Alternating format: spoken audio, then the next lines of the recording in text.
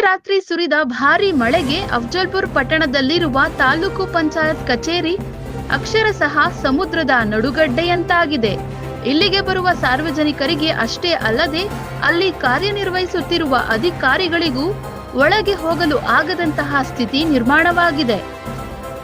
ಕಚೇರಿಗೆ ತೆರಳಿದ ಸಾರ್ವಜನಿಕರು ತಾಲೂಕು ಪಂಚಾಯತ್ ಕಚೇರಿ ಅವ್ಯವಸ್ಥೆ ನೋಡುತ್ತಾ ಇದು ಕಚೇರಿಯೋ ಅಥವಾ ಕೆರೆಯೋ ಎಂದು ಮಾತನಾಡುತ್ತಿದ್ದಾರೆ. ತಾಲೂಕಿನ ಎಲ್ಲ ಹಳ್ಳಿಗಳಿಗೆ ಸಮರ್ಪಕ ಮೂಲಭೂತ ಸೌಕರ್ಯ ಒದಗಿಸುವ ತಾಲೂಕು ಪಂಚಾಯತ್ ಕಚೇರಿಯ ಸ್ಥಿತಿ ಹೀಗಾದರೆ ಹಳ್ಳಿಗಳ ಸ್ಥಿತಿ ಹೇಗಿರಬೇಕು ಅನ್ನುವುದು ಸಾರ್ವಜನಿಕರ ಪ್ರಶ್ನೆಯಾಗಿದೆ. ಕಚೇರಿ ಸುತ್ತು ಸಂಪೂರ್ಣ ನೀರು ನಿಂತಿದ್ದು ಆ ನೀರನ್ನು ತೆರವುಗೊಳಿಸುವ ಕಾರ್ಯ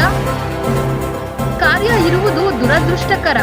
ಪಕ್ಕದಲ್ಲಿ ಪುರಸಭೆ ಕಚೇರಿಯೂ ಇದ್ದು ಸಾರ್ವಜನಿಕರಿಗೆ ಬಹಳಷ್ಟು ತೊಂದರೆ ಆಗುತ್ತಿದೆ. ತೊಂದರೆಯನ್ನು ಅಳಿಸಿಯಾದರೂ ಅಧಿಕಾರಿಗಳು ಕ್ರಮ ತೆಗೆದುಕೊಳ್ಳುತ್ತಾರಾ ಎಂದು ಕಾದು ನೋಡೋಣ. ವರದಿ Manjunath, NK express news, Kalaburagi.